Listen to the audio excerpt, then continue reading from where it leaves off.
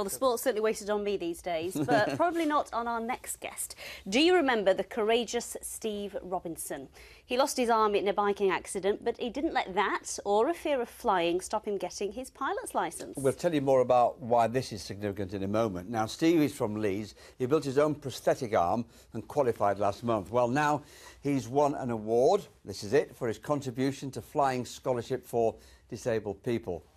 Yes, Steve and his trophy are with us in the studio. So the Douglas Bader Award, not just any award, what an honour to receive an award after a World War hero. It's a real honour to be associated with a man there's a World War hero is incredible. I was really super happy, I can't tell you. I was quite emotional when they awarded me this because I just wasn't expecting it. I wasn't thinking I was doing anything special.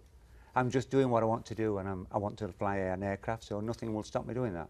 What is it that made you want to decide to do such a huge challenge? Because there aren't many one-armed pilots around. I think I'm the only one, to be honest with you. There's got a total arm missing. I don't know, really. I'm just challenging myself. I want to do these exciting, fun things, and I'm not going to let anything hold me back. I'm going to do them, and I'll do everything that I want to do that I set my mind to. I'm going to do, and this was one of them. But I didn't expect to receive this award just because I wanted to fly an aircraft. And flying an aircraft is amazing. Now, let me get this right. When you were flying, one of the problems you had was that your other arm, as it were, fell off, so you made your own, is that right? I had two prosthetic arms made by the NHS, and the first one fell off at 3,500 feet. And we were doing these simulated landings, because it's better to have an accident pretending to land on a cloud than have an accident and crash onto the ground. So we realised the prosthetic arms just didn't work that the NHS made. When Mark II was done, that didn't work either. So I thought, I'm not going to let it hold me back. I'll make my own.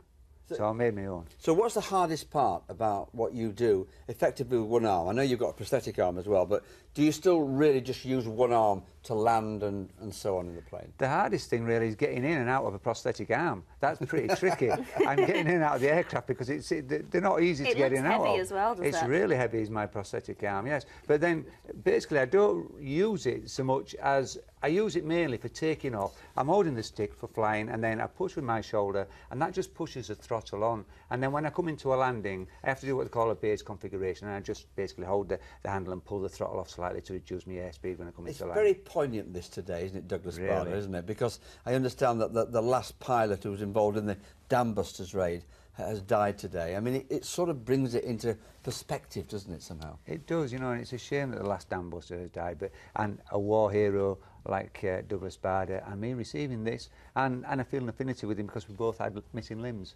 I tell you what, you try and lift that up, it's very heavy. It's heavy, I can lift it up. You need about 6 arms, let alone... Nice to talk to you, thank you very much. Thank you very much. And let us know what your next challenge is going to be. We'll see you when you're doing that one. I will do, for certain. And we'll see you tomorrow from all of us. Good night.